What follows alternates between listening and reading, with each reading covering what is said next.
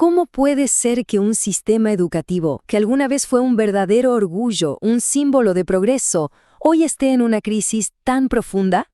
Bueno, hoy nos vamos a meter de lleno en esa historia, la de los últimos 40 años de la educación en Argentina.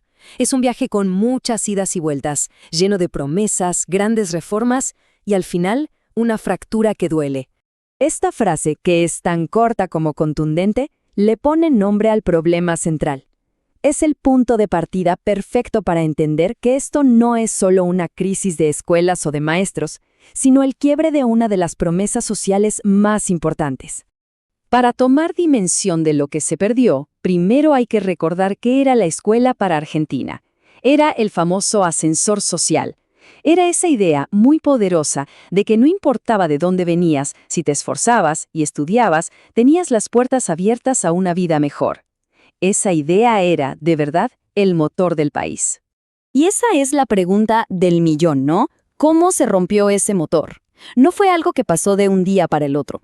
Fue más bien una cadena de decisiones, de crisis, de consecuencias que década tras década lo fueron desarmando. Vamos a recorrer juntos esa historia. Nuestro viaje arranca en un momento de máxima ilusión, 1983.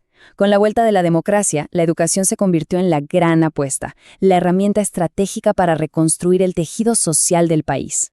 Pensemos que se venía de años de dictadura, donde la escuela era un lugar para obedecer, no para pensar.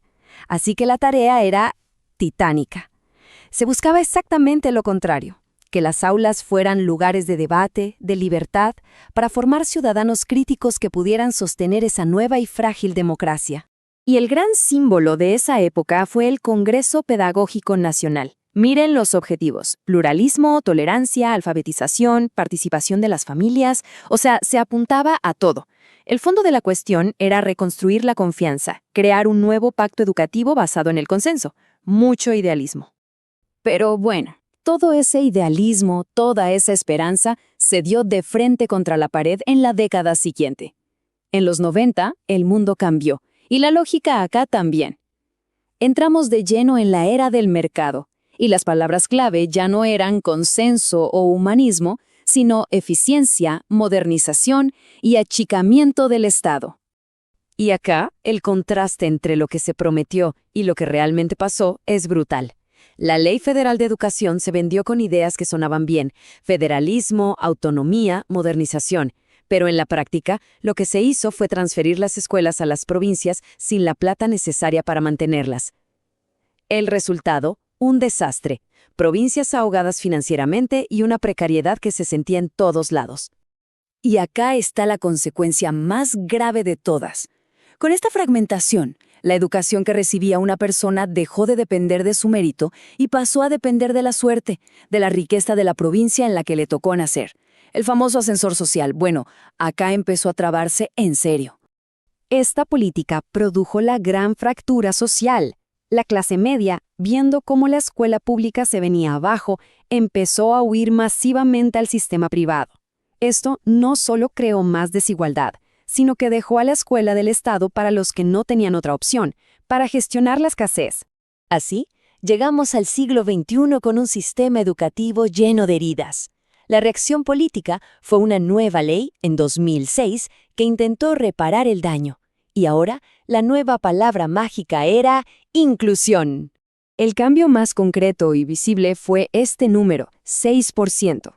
Se estableció por ley que la inversión en educación tenía que llegar a ese piso del PBI. Fue un compromiso financiero enorme, un intento de volver a poner a la educación en el centro de todo.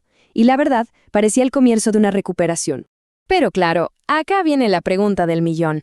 ¿Toda esa plata se tradujo en que los chicos y chicas aprendieran más y mejor? Y acá es donde la historia se pone complicada.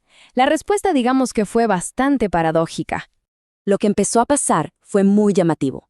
Cada vez más estudiantes terminaban la secundaria, pero salían con problemas de base enormes.